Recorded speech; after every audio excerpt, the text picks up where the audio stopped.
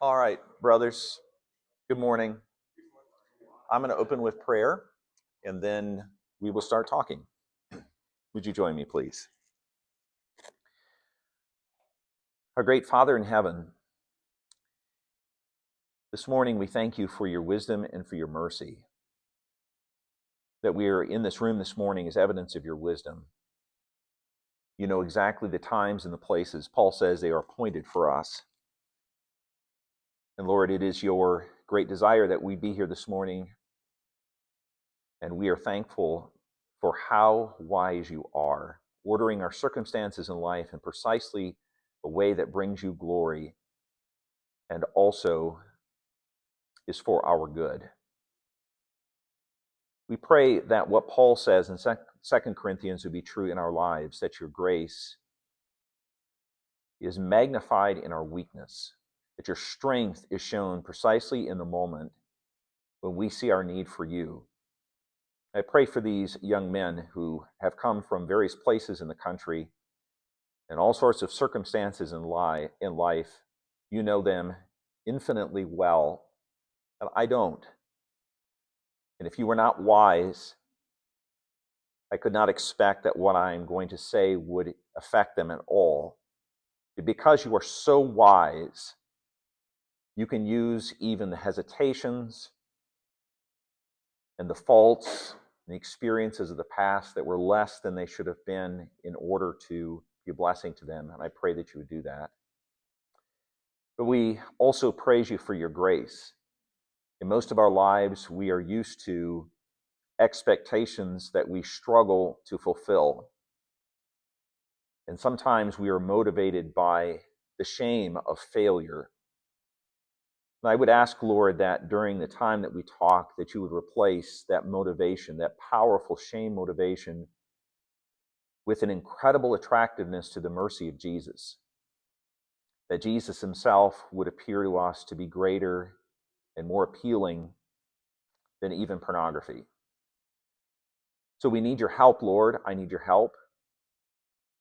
And we pray that you would give it because you are a gracious God by your nature, that you would open our hearts and our minds to hear and to believe in our Savior Jesus. It is in his great name that we pray. Amen. Now, brothers, what we're talking about here is pornography. In one word, pornography. And if you want to know what this whole thing is going to amount to, I'll give you my cards up first, right in the beginning of the presentation. We're going to talk about how Jesus is better than pornography, which may seem like a strange sort of thing to say. It sounds like apples and oranges, but I hope to show you by the end it's not. But I want to do that in two ways, and I want you to be aware of how this is going to be organized so that you can sort of think along with me. In the first part of this presentation, for the first 20 minutes or so, I'm going to talk about what pornography is and why it matters. Okay, so just the kind of factual.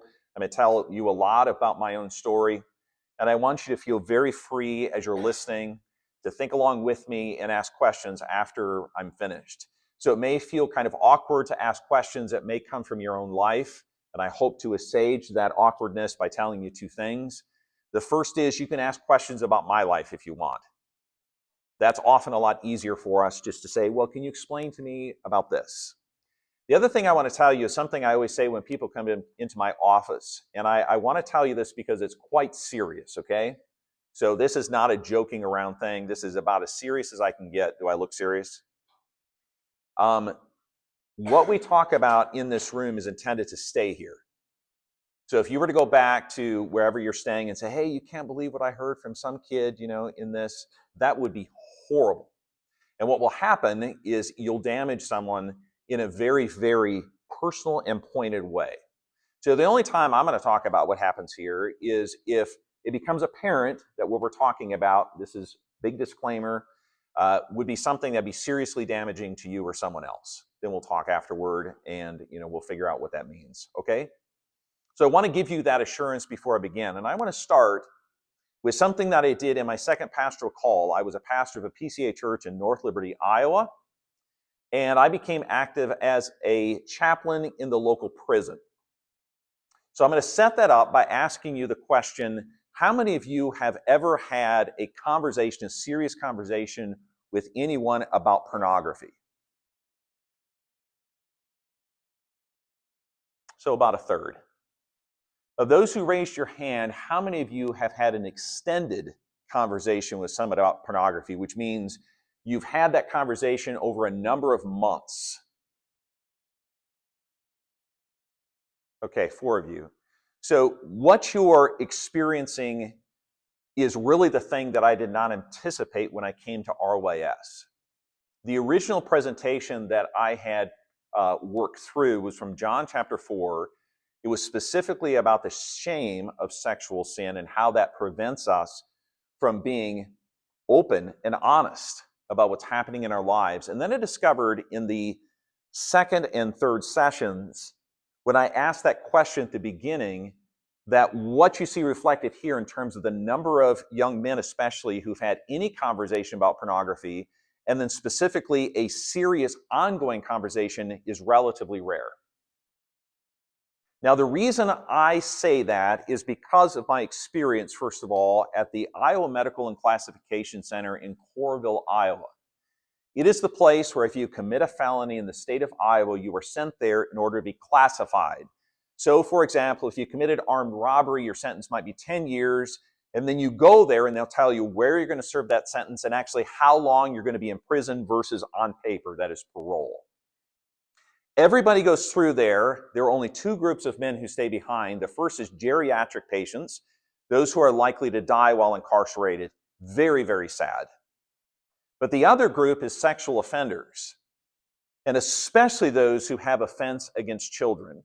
And the reason why they stay there is because they're segregated from general population. Because if they went into general population, do you know what would happen to them? The other prisoners would abuse them and likely kill them. Because sexual offenses against children, but also against adults, is considered by those who've committed very violent crimes to even be below them. So that the nature of sexual sin, even in a very corrupt environment like a prison, with some of the most serious criminals there, it's perceived as something very unnatural. Something that's contrary to the way that we were made as human beings. So as I spent about 5 years there were men who came through who were doctors and lawyers, professors, men who had been very successful in their vocation. For example, there was a police officer who had raped someone. There were pastors who came through, including a URC pastor who was accused of a sexual and convicted of a sexual crime. And I came to realize, and this is the first thing I want to say about pornography, how for most of those men, pornography was the entrance into other places in their life that became horrifically sinful. And I'm not saying that because if you use pornography, it's naturally going to lead to the same consequences in your life. But pornography is a pervasive part of the culture in which we live. There is no distinction if you're a 4.0 student or you barely make it by in high school. There's no distinction in terms of your brain brilliance as to whether or not you will use pornography. So it is likely that by the time you get to middle school, 9 out of 10 of you have not just observed pornography, but you use it regularly. I'm not going to ask you whether that's true. That's kind of a personal thing to share, and you're probably not comfortable doing that. But it's likely to be true, and those statistics are no different within the church and outside of the church. That means, as I'm looking at you, there's probably 45 men in this room. I'm not talking hypothetically or theoretically about pornography. I'm talking to you, actually, about the pornography that you view. So pervasive. I'm going to give another illustration of how pervasive pornography is. Before I went to my current charge, which is in Ada, Michigan, as a pastor, I worked at a seminary, and I went there in order to do student recruitment and various other things. I taught a couple of classes. I was really involved with the students. It was a new position that I went into, and when I was interviewing for the position, my boss asked me what I really cared about in that position. It was a really good question. And I said, when I went through seminary, I struggled with my own spiritual maturity that showed up in all kinds of ways. Seminary for me was the most spiritually dry time of my adult life because I was learning all kinds of things. The demands were really heavy. And there was a perception that because I was in seminary, I was really mature. But in fact, there were deep, deep struggles in my own heart. And one of those struggles was with pornography. So when I was being interviewed for the job, what I said to my boss is, I would love to take this job if I can be engaged with students, so that their experience in seminary is not my experience. And not all students have the same experience, but I discovered later through a study I was doing through some advanced education in another institution that was a very common experience for seminary students. So when I began my work there, the first thing I did when the semester started is I told the students, I'm going to have a sexual purity group for you. And when I told my boss I'd like to do this, he said, you should certainly hold it off campus. I said, well, that'd be tough for them. I'd like to hold it in a period where there are no classes. He said, and you should probably do it in a way that men would want to go somewhere where they're not seen. So I said, well, let's just give it a try here. And by the time so seminary takes a 3-year cycle, by the time that 3-year cycle was finished, roughly half of the student body was involved in one of those groups. And for most of the men who were there, it was the first time that they had ever discussed with anyone sexual purity, specifically the question of pornography use. So when I say it's pervasive, I don't mean it's simply a problem for young men between the ages of, say, 13 and 25. In our own church, we have a sexual purity group, and the men range from high school through 75. It is a pervasive problem, and it is a problem within the church. If I can just put one further layer on top of that, it is also a specific problem within conservative Reformed churches. And here I want to explain why. Of all the motivations that we have in our hearts, there are 3 that typically motivate us in a religious context. The first is guilt. You've done something wrong. The way I put it is this way. You have offended God and others. You need to repent. Jesus has taken the punishment you deserve on himself. You are no longer guilty. You are free. Praise the Lord. That's true.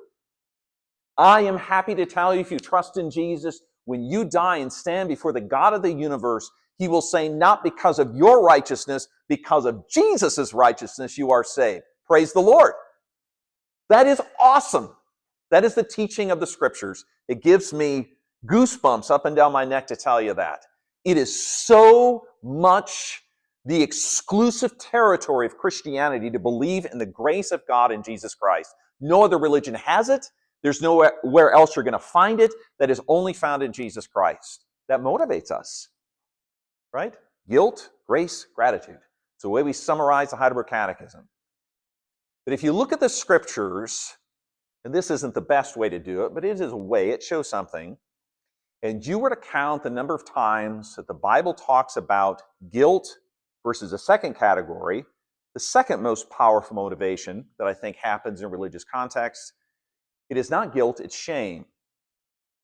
So let me first tell you where that shame first shows up in the Bible, and guilt and shame often go together. If you think back to the beginning of time, Adam and Eve rebelled against God by eating by the fruit. What was their reaction after they ate the fruit? What did they do? They sewed fig leaves together to cover their nakedness, and when they heard God walking in the garden, they hid themselves. Why did they hide themselves? Could God not see them? Was it a cultivated game of hide and seek? Where are we, God? You have to find us? Of course not. They went to hide themselves because they knew that something was wrong, and shame moved them so that they hid themselves from an all-seeing God. What shame does is tell us that we are way less than we ought to be, and that if others knew us as we really were, they would never want to be around us. So let me give you a very concrete example of that. And this is a little bit of a touchy example, but you will never know this lady. And so I'm going to tell you, my wife and I last week spent a week along the lake in Michigan. We were literally right on the beach of Lake Michigan. Our condo was in the second story.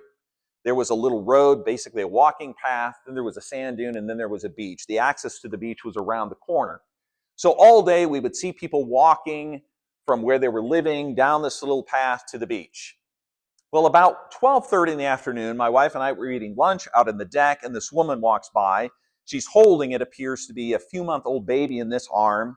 She's got this big bag of something for the beach in the other arm, probably floaties and suntan lotion, all kinds of things. She's just loaded like this. And walking behind her were three little girls, probably 8, 6, and 4. And they had evidently been walking for a while because she was kind of dragging and the kids were dragging. And about the time she is standing right in front of our condo, she says to the oldest girls, probably 8, she said, "Dear, I need your help. I've got a wedgie." And so the little girl takes her finger and goes, "Whoop," to remove the wedgie. And the mom says, "No, dear, the other side." So the girl takes her finger and whoop, takes the wedgie out of the other side. The mom says, "Thank you, dear." And about the time she turns around from looking at her daughter, she looks up and she sees my wife and I sitting there enjoying our lunch. Now, when I tell that story, you know that feeling you get for that woman? Someone has seen me in a way I would not want them to see me. That's shame. Of course, who I am, the lady looks at me and I said, "Hey, lady, no problem. Everybody needs help once in a while." And my wife said, "You shouldn't say that." But that power of shame, especially within the Christian community, can be powerful in its motivating effect. I'll give you one very simple example. Let's imagine that somehow this ended up not in Josh's possession. He forgot it somewhere. What's going to happen? Somebody on ROS leadership is going to find this. What are they going to do? That's right. They're going to say, "Hey, is Josh? Hey, is he here?" Yeah, here he is. He's going to be sitting out there in these 1,000 kids, and he's like, "Oh my word, how are you going to feel?" And then he's going to walk up to the front and, "Yeah, well, you got to sing the teapot song. I'm a little teapot short and..." Okay. What's the point of doing that? The point of doing that is to motivate you not to lose your credentials. And we know that if you bring shame from a community, it will bring a powerful response. Now, what I want to say about guilt and shame is they are not inherently bad. We hear that like, "Oh, that's terrible, terrible." Guilt and shame have a very, very critical role in the life of a Christian, and that is they tell us something's wrong. The reason we feel guilt is because we've offended God. The reason I feel shame is because I've done something that separates me from God. His law is holy, I am not. I want to run from Him. But the problem comes when guilt and shame substitute for what is actually the most powerful motivator in the Christian life, and that is the love of God in Jesus. If we were to think about this theologically, what ought to function in discipleship relations in the church? It is the grace of God and the application to the lives of sinners. Not the guilt, not the shame, but the grace of God. If someone doesn't realize they're a sinner, for example, if you came here and you said to me, "Hey, pastor, I look at porn, everybody does, it's no big deal, I don't really care," I should say, "Hey, wait a minute. Do you know that that violates the 7th commandment? That God is a pure and holy God. And when you're doing that, you're offending Him, you're violating somebody who's made in the image of God, a precious person who is now reduced to a figure on a screen that you use for your own gratification. That's horrible." Do you realize what happens to a lot of people who are involved in the production of porn? They're abused, they're drugged, it's unnatural. If you told me that you didn't care about it, I would tell you those things so that you would feel that guilt and that shame. And you ought to, because it's horrible. But often what happens when the Christian church is we talk about those things and we assume that will be enough. So my son is a graduate of college. He's entering the military in a couple of weeks. He's going to basic training. He's very, very smart. Most of you don't know what the LSAT is. Any of you know what the LSAT is? It's an entrance exam for law school. He scored in the 99.6 percentile. Yeah, super smart kid. His goal long-term is to work for International Justice Mission. You know what that is? It is an organization dedicated to freeing slaves wherever they're found in the world. Do you realize there are more people enslaved now than in any other point in human history? And many of them are enslaved for sexual purposes. That's horrible.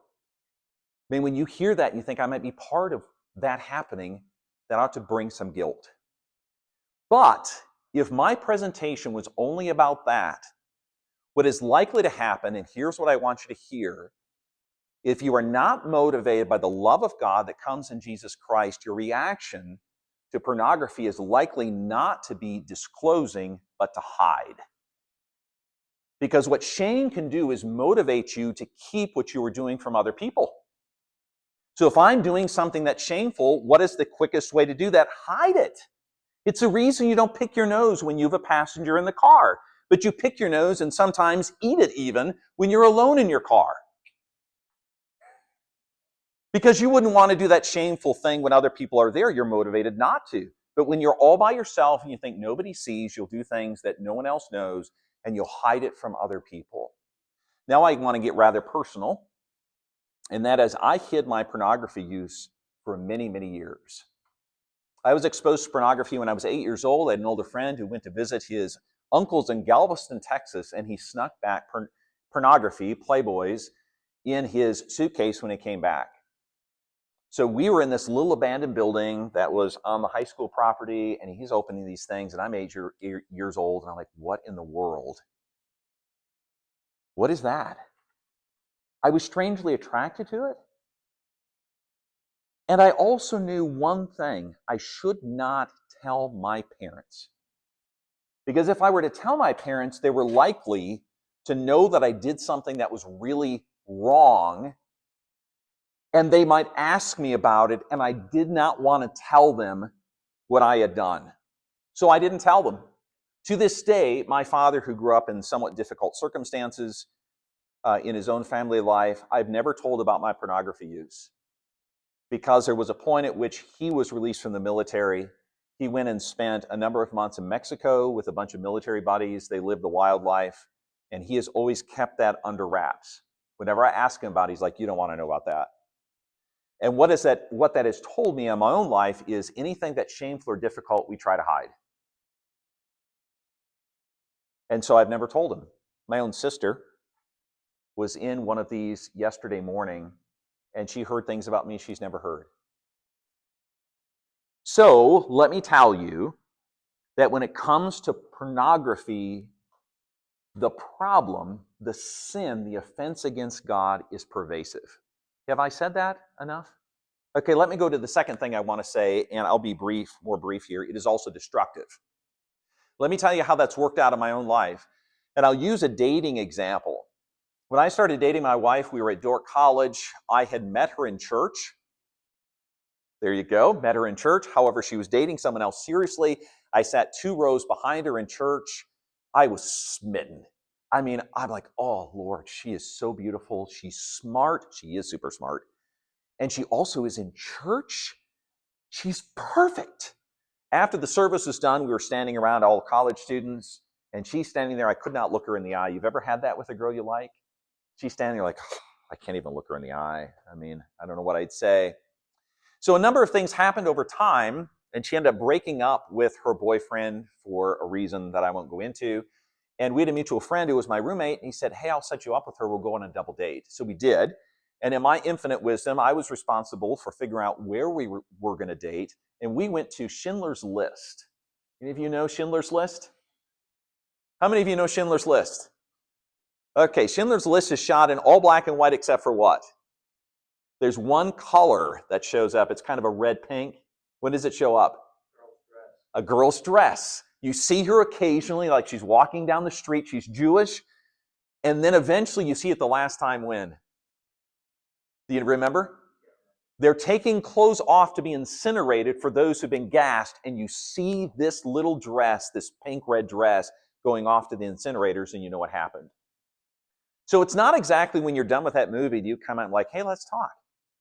So we sat very quietly in the food court. I ate a pretzel, and then we went home. I found out later that my wife's roommates asked her, well, what's he like? And she's like, I have no idea.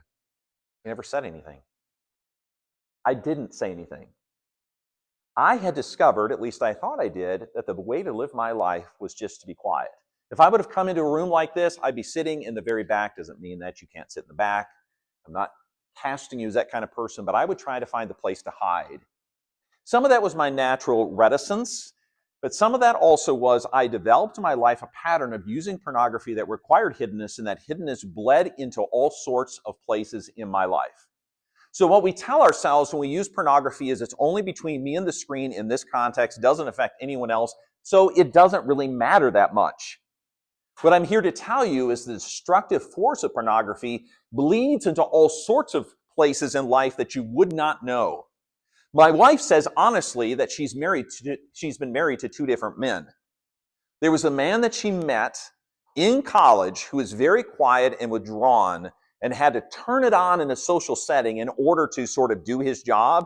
And then there's the man of about age 30, and I'll tell you about this in a bit, who had a tremendous life change. Somebody asked me, were you born again at that moment? I'm like, I don't know, born again, but something happened.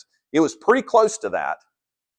At the age of 30, I became a different person because there was no longer a reason for hiddenness. That's not to say that if you struggle with pornography, and as we'll talk about in a while, that sin no longer dominates you, you'll become an entirely different person. It was for me. But what I'm saying to you is pornography use, what it does to you is way more destructive than you're telling yourself is true. I'm going to give you an example how that's true with your mind. In our congregation, there was an older lady who was a neurosurgeon for children for years and years and years. And she had reason, because of something that happened in her family, to study the brain patterns of kids who are sexually abused and kids who have high levels of pornographic use as children. And literally the way that your brain fires is different from a brain of someone who has not had those things happen. There are patterns that are discernible.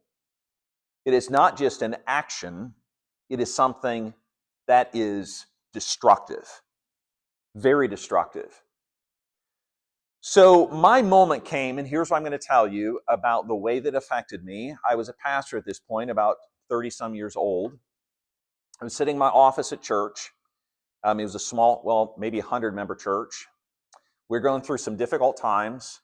The man who was the largest donor to our church, a doctor, an ethicist, world-renowned ethicist at the University of Iowa, had called me the day before, 2 days before, and he said, hey, there's no one in my daughter's class in Sunday school, so, you know what he's going to say? We're moving on. This is a man who had served as an elder, someone that people in the church went to repeatedly for advice. You turn on the radio and there he'd be talking on NPR about ethical issues, end-of-life issues, beginning-of-life issues. He was well respected in our church and our community, and he was going to be moving on. I'm like, oh my word, we are only 100 people here. I think he supplies, in my mind I said, half of our budget. There's no way our church can survive. I was in the doldrums. Guess what I did when I was in the doldrums? When there was something happening in life that was stressful and I could not control, I went to pornography. So I was in my office all by myself, no one else there. I downloaded pornography onto my computer. A day or two later, so this was a Thursday, one of the deacons called. He was responsible for building and grounds. And he said, hey, I just got a call from our telecommunications company, and they said something copyrighted had been downloaded on our work computers. It was pornography. My first reaction was to say, oh man, we better make sure our security on our internet is beefed up. I'm guessing someone got into our network. It's not secure. I was lying like my life depended on it because it felt like it did. I sat in my office for about an hour and I imagined all the ways my life was going to end. My wife is going to divorce me. I'm done with this job. I'm going to be penniless. She'll probably take all the kids. I imagine the worst thing. And I can tell you exactly what happened. I can replay it in my mind. I went home, walk up the stairs. My wife is standing at the sink. She just finished dishes. We got 3 little kids playing on the floor. And I said to her, dear, I got to tell you something that happened at the office. Got this call from a deacon. This is what he told me. And she went into, yeah, we got to get better security at church. Really worried about some of the things that people might be doing at church. She said, who do you think might have done that? And what I told her was, I didn't want to tell her. And I think this was actually the grace of God in me at that moment. I opened my mouth and I said, it was me. I would have done anything in that moment to rewind the previous 20 years of my life. What happened was the elder said, we consider this to be a sin against God and against your wife. We're going to investigate thoroughly. If what you're telling us in terms of your pornography use is what it is, then it's not, downloading copyrighted material is illegal. But they wanted to be sure it was nothing perverse or nothing illegal. They did the investigation. They gave me time off. They sent me to counseling. My wife and I, can I tell you, it was horrible. There were times I would just stay in my bedroom and cry and cry and cry and cry. The guilt was crazy. The shame was worse. The perception of myself that I cultivated with my wife and my elders when I went to church, preached good sermons, the church was growing, donations were up. If you look at the objective facts of the work, except for Dr. Keldon, things were going very well.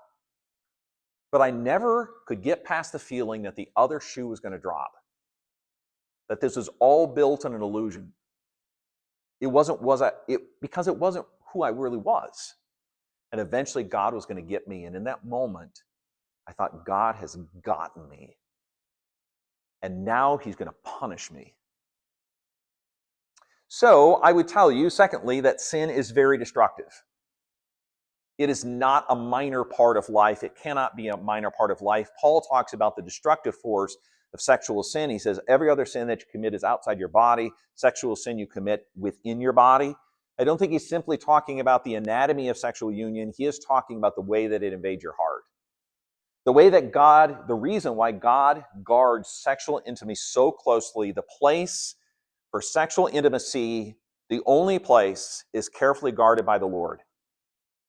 You can talk to anyone, that's fine, just be careful you don't lie. You can use and buy things from whoever you want, just be careful you don't steal. But sexual intimacy is reserved for you and your wife only. And if I can tell you something about the destructive force of it, for men who've used pornography pervasively, when they're married, it will come up in horrible ways. Horrible ways. Let me give you the third thing, which is very closely related to destructive, and that it is life-altering. I've talked a little bit about that in my own life. I want to go back to seminary times.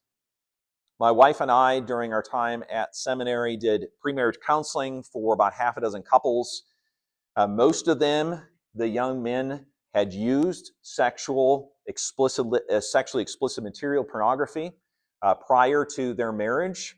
And every one of them wondered, how do I break it to the woman I want to marry that this has been a part of my life? Like, how do I do that? And they imagined it was going to ruin them. And let me tell you, brothers, and this is really the takeaway from the first part of what I'm telling you. If you, like any life-dominating sin, you are not capable on your own. Hear this very clearly.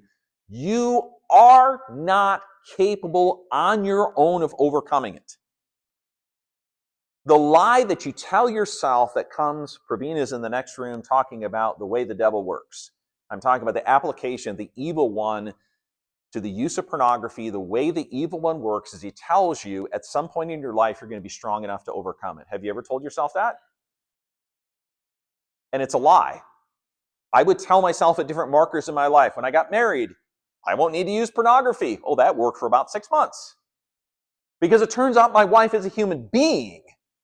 She has ups and downs. She is not a sexual object for me to use.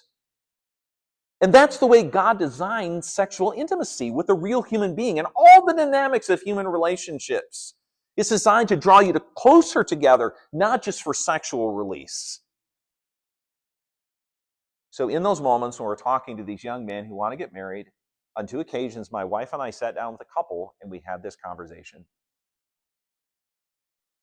And what we would talk about is the impossibility of someone who struggles deeply with sin to overcome it on their own. In order for any life-dominating sin to be overcome, it requires the great grace of Jesus Christ and a surrender to the lordship of our Savior. It is not at that moment a cooperative work. Sanctification is cooperative. If you know your theology, it is a cooperative work. You're called to work out your salvation with fear and trembling. But the moment at which you are considering whether your use of pornography is more important than Jesus, it is a binary choice. It does not mean at that moment that you give your life, this part of your life, to Jesus, that the temptation goes away. It doesn't. But what goes away is what often motivates men to the use of pornography. It is about sexual release, but more than that, it is about a matter of control. What pornography gives you is the ability to take what you want in any form that you want, in the moment when you want, now. And that is why sexual sin is so incredibly tempting to men, especially in this moment, especially in the church. Because God has not designed your life that you get everything you want when you want. God has designed your life so that He gives you what is good for you in the moment and at the pace that is healthy for you. But the use of pornography overturns that. You become someone who gets what you want when you want in the way that you want it, anytime you want. So when we would sit in those conversations, we would talk about that first, and then we talk about a second thing. I'm going to fill this out in a moment.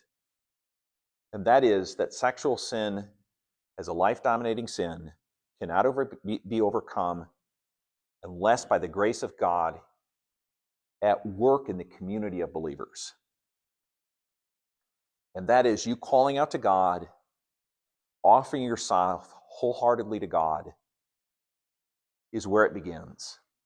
But if it does not include the discipleship of other, usually older men, you're not likely to be successful in that fight against sin. So those are the 3 things I want to tell you about pornography, that it is pervasive, destructive, and life-altering. I'm going to pause now for a moment to see if you have any questions about that. The second part I'm going to talk about, we have about 15 minutes for that. I've already hinted at as I've been talking through, but I want to give you a chance to talk about this or ask questions about this before I move on. So feel free. There is some benefit, and I really appreciate ROAS for allowing me to do this, because there is benefit to talking about these things in a context that's not local.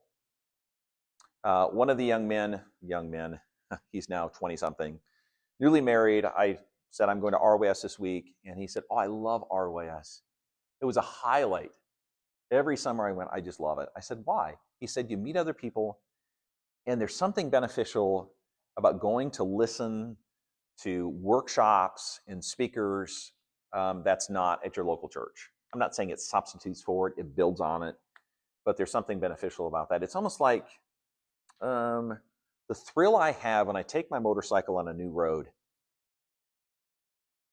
because it's new. There's a new opportunity, and ROS has provided that, and you should be deeply grateful. Any questions, or shall I move on? Yes, sir. If I may ask a question. You may totally ask a question. I don't want to intrude on your guys' time, but I kind of waited. Yeah. Feel free. Yeah. So just to kind of go over what you had said, if I got it down correct, requires the grace of God. Yeah. Did I hear you say it's not a cooperative work? At the moment at which, so I'm talking about sanctification, at the moment at which everybody who struggles with the life-dominating sin will have moments where they think to themselves, should I do it or not? That is the moment where you must wrestle in your heart, do I give this to the Lord or not? Is what he's offering to me better? Is it better for Jesus to be my Lord or to look at pornography? That is a very binary question. The whole process of sanctification is a cooperative work. You're called to work out your salvation with fear and trembling. But I don't want to reduce the struggle against pornography to something that is primarily my work to do. What I want to say is the surrender to Christ and a willingness to follow him will enable you to follow him. But if you try to do it independently of Christ, you're going to get yourself into this spiral that you can never remove yourself from. So I don't mean to say that you're not called to work hard and to fight against it. That's not what I'm saying at all. I'm just saying that moment requires you to do something that is not, it seems contrary to your interest in some way. Does that make sense? Yeah. Okay. Yeah. Thanks for asking that. I wanted to clarify that. Anybody else? Yes, sir. I've heard that the biggest growing demographic of pornography is actually women. Yeah. Is this something you're experiencing? Yeah. Affects men, or is this a growing problem for women? Yeah, good question. Growing problem for women. So when I do premarital counseling, we cover 5 parts, 5 things. We cover families of origin, communication, conflict, roles in marriage, and then sexual intimacy. And before we do that, I have them fill out about a 200-question pre-marriage inventory that covers things like sexual intimacy. And then we talk about that in the last session. And about 9 out of 10 men will just be very honest and, well, I know they're very honest, but will disclose. And for many of them, it's the first time their future spouse is hearing about it.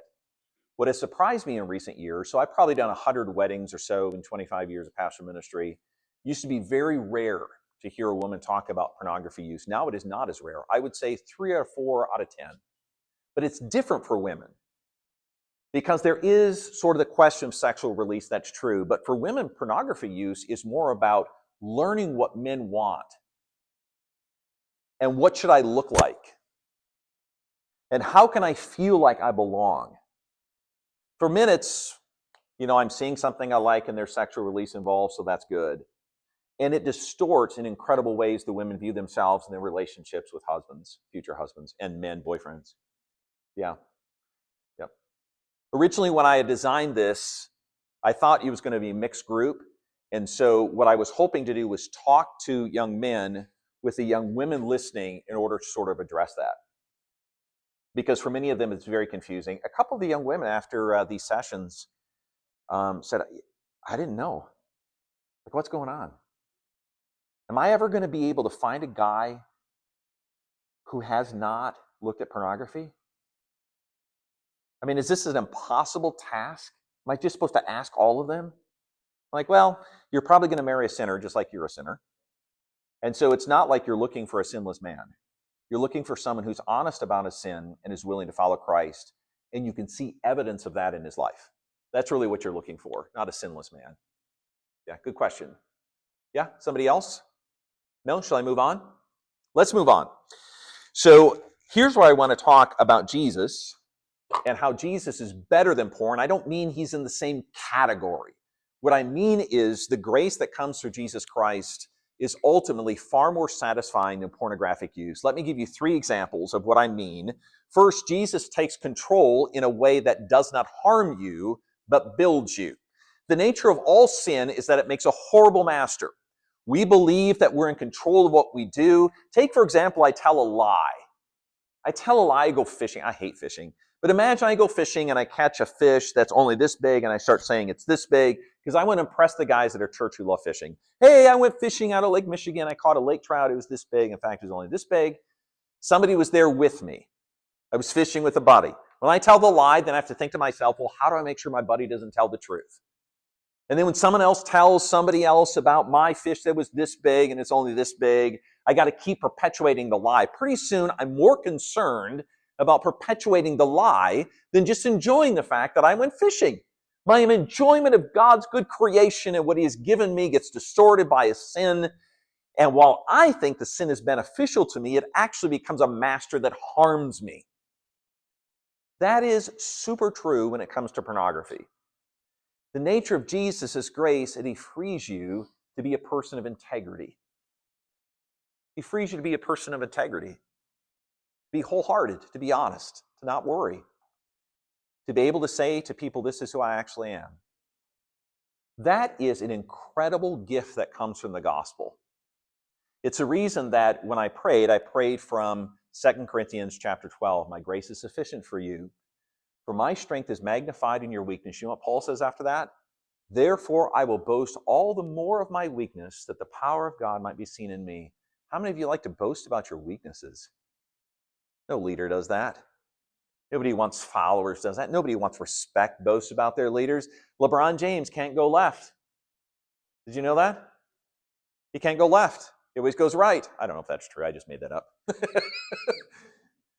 But if he can't go left, he would not go on an interview and say, hey, man, I've been working on my game. I really struggle going left when someone's up in my face. He wouldn't say that because someone would take advantage of him. So he's not going to do that. That's bad. We get that same natural tendency in our operation within the church and our relationships with other church. Show up, hey, how you doing? Hey, I'm good, had a great week. Everything's going on. Everything went really, really well. Job's good, family's good, school's good, everything's good. And meanwhile, on the inside, you're just dying. I looked at porn last night, masturbated, and now I'm showing up in church on Sunday morning. Somebody asked me how I'm doing. I'm doing good. Good. Yeah, really good. That's a horrible way to live, man. A horrible way. I am not saying you tell everybody everything. But what I am saying is you tell the right people in the right context and you can become a person of integrity. Where what Paul says is true about someone who's in Christ, who's experienced the freedom of Christ, the grace of Christ, can be true about you. Instead of hiding, you can be honest about who you are and what God has done in you. Is that not incredible? That is a gift of God. That first. The second is that he restores us. The grace of Christ restores us. Pornography destroys us. The grace of Christ restores us. I thought for sure my life was over. Go back to me sitting in my office for that hour or so, head in hands, my life is over. It wasn't over at all. For all those years of marriage, I was married to my wife. She would say I knew something was wrong.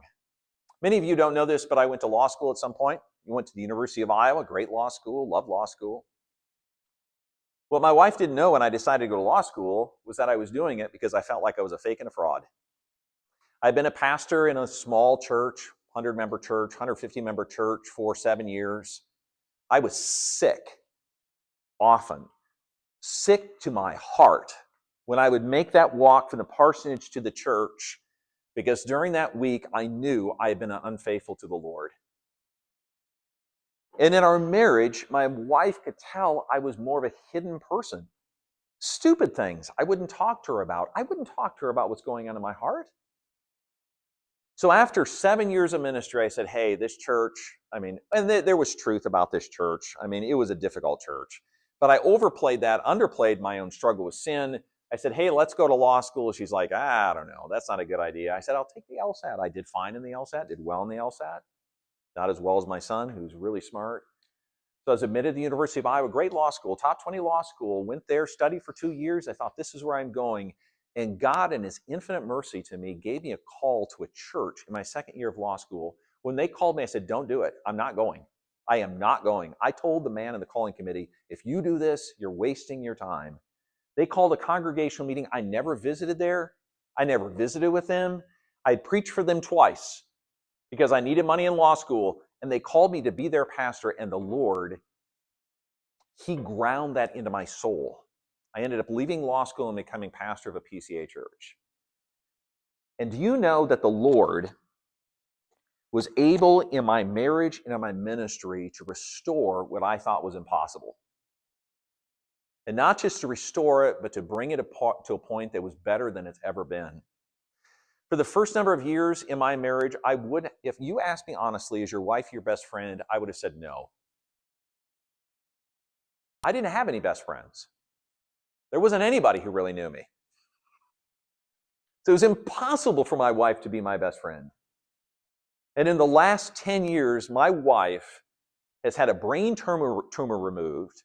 They cut along her hairline, moved her face over, drilled a hole the size of a quarter, took a plug of bone out of her temple, pushed her brain to the side, removed a tumor, filled up the void with a foam, plugged it back up with titanium clips, put her face back, stitched her up. Imagine how she felt. In the process, also cut the muscles in one of the jaws, on the one side of her jaw.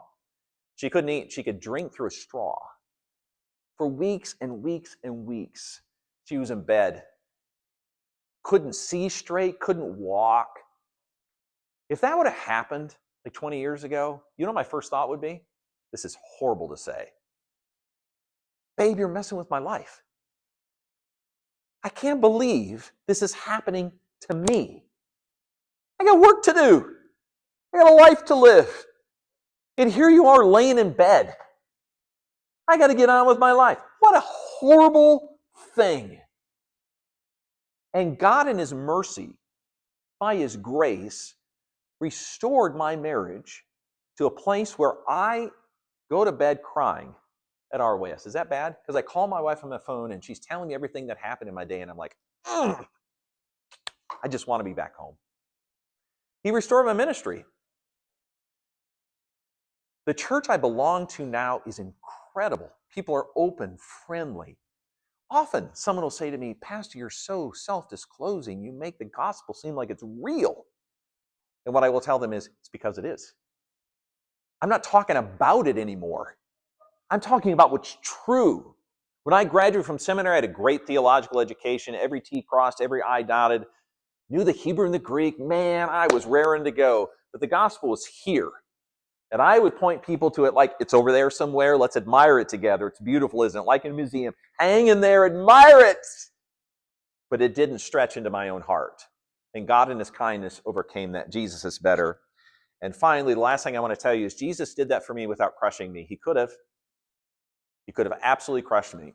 I tell people that the grace of God that has been shown to me through my wife is tangible evidence to me that God is kind. This woman who was highly offended, who'd lived for years with a man who would not open up to her, was not kind to her in some ways, who was very self-focused, she has a mercy toward me that is only possible if Jesus is at work. We were riding along the cars at some point in the last year. We had a difficult departure of an associate pastor. That's a whole different story. We're riding along in the car, and I'm bemoaning to my wife, we got all these things to clean up, and I got to talk to this person, that person. I'm moaning, and my wife just stops at a pause in all my moaning, and she said, why, when this happens, is it always about you? She was crushing my spirit. I'm thinking, it's not about me? No, she says, it's about the church of Jesus Christ. Would you not be happy if you left this wonderful church and that's the means the Lord would use in order to cause the gospel in Ada, Michigan to flourish? Would you be happy with that? I know the right answer is yes. But there's still moments where my own answer is no. And the Lord does not crush me. He did not crush me in my sin, but He restored me gently.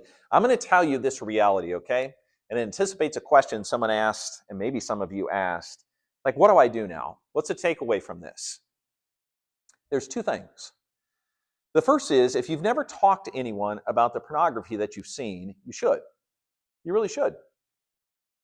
Because in the brilliance of what God has designed in the church, your relationship with Christ is not just you and Jesus. It is you receiving the grace of Christ in the context of His redeemed people. If you want to know what I've seen to be effective over and over and over and over again with men who have successfully, by the grace of God, overcome this life-dominating sin, they're in close, discipling relationships with older men who are gracious, persistent. Do not take from the young man, how's your life going? Oh, great, doing great. Really, what does that mean? Men who are gracious, persistent, and understand their own struggle with sin. Men who have been engaged in those kind of discipling relationships are able to grow and flourish. Men who tell themselves, I'm just going to stop and it will be fine, struggle, struggle, struggle. You know why? Because the primary instrument of discipleship in the Christian church is the church and what God has given to the church. And not to take advantage of that leaves you out in an island all by yourself to fight against or to fight in a war that is incredibly difficult to win. All right, let me stop there and see if you have any further questions. We are now at 10:15.